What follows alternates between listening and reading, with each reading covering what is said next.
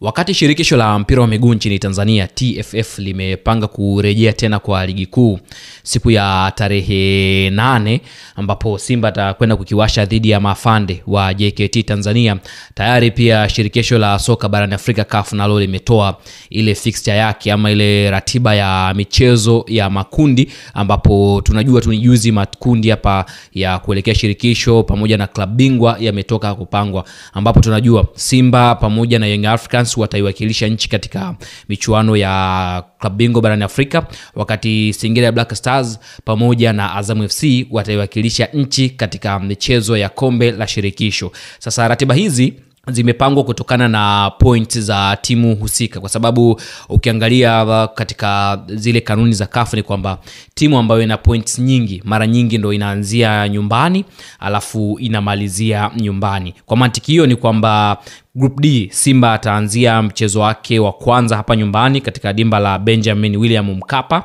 ambapo mchezo utapigwa kati ya tarehe 21 mpaka tarehe 23, ambapo Simba atakipiga dhidi ya Atletico Petroles ya Angola, na mchezo wa mwisho Simba atakipiga pia hapa nyumbani, ambapo mchezo unatarajia kupigwa katikati ya mwezi wa pili, ambapo itakuwa ni mwakani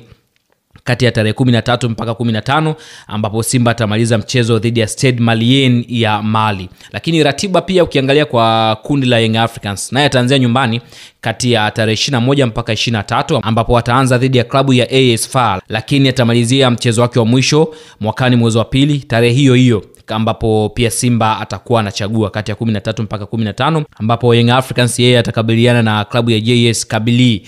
ambapo hii ndio ratiba ambayo imetoka kwa michezo ya klabu bingwa pamoja na shirikisho. Lakini tukiangalia kwa upande wa shirikisho, ambapo wapo Singida Black Stars, lakini vile vile wapo Azam FC. Singida yupo kundi C, ambapo wana timu kama Belouizdad, ambaye Singida yeye kutokana na ranki ana 0 kabisa, kwa sababu ndio mara ya kwanza anashiriki michuano hii. Yeye ana 0, lakini anakutana na CR Belouizdad, na Singida ataanzia ugenini. Mchezo wake utapigwa siku ya tarehe 23 Novemba. Kitu ambacho kinaleta mkanganyiko hapa ni ratiba ya michuano hii, ambapo michuano ya klabu bingwa inapigwa katikati, yani kati ya tarehe 21 mpaka 23. That means kwamba uwanja ambao unatumika sana katika michuano hii kwa timu zetu za Tanzania ni uwanja wa Benjamin William Mkapa, ambapo kwa mantiki ni kwamba kati ya 21 mpaka 23 anatakiwa acheze Simba, lakini kati ya 21 mpaka 23 pia anatakiwa acheze Young Africans, na wote wanaanzia nyumbani. Hii inamaanisha kwamba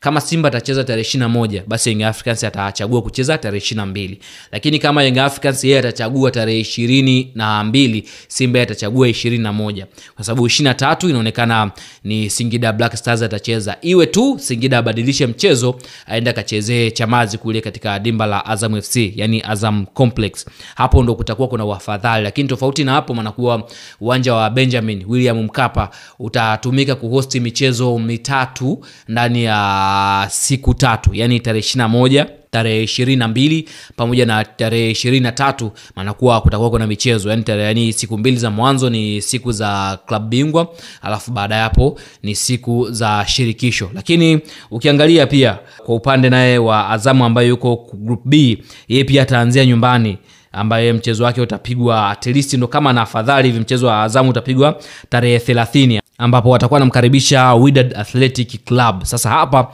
kwa Azam FC kidogo ratiba yake iko fixed, kwa sababu ukiangalia ratiba ni kwamba Simba, Yanga pamoja na Singida zenyewe zitaanza mapema, lakini Azam FC ameenda mpaka tarehe 30. Kwa hiyo hapa kuna cha kuangalia kidogo, lakini pia ratiba ya ligi itaangalia hapa, ndio maana ligi imesimama kwanza, ambapo tarehe 8 ligi yetu itarejea, wakati tunatarajia baadhi ya timu kuanza kuonesha makali yake baada ya kipindi hiki kifupi hapa timu kutulia. Basi tutaona pia jinsi ambavyo ratiba ya ligi itapangwa ili kuhakikisha basi kwanza kuna hakuna viporo kwenye michezo ya ligi kuu, lakini vile vile pia kuepusha michezo ya kila baada ya siku 2 timu kucheza, hali ambayo itapelekea timu kuchoka haraka na baadaye kuweza kucheza michezo hii ya klabu bingwa pamoja na shirikisho kama vile ni mchezo wa kawaida, kwa sababu timu zikichoka that means kwamba zitakuwa hazina ushindani. Wakati huo sisi tumeka rekodi ya kupeleka timu 4 kwa mara ya kwanza katika michezo hii. Aliwahi kwenda Namungo, aliwahi kwenda pia kuna kipindi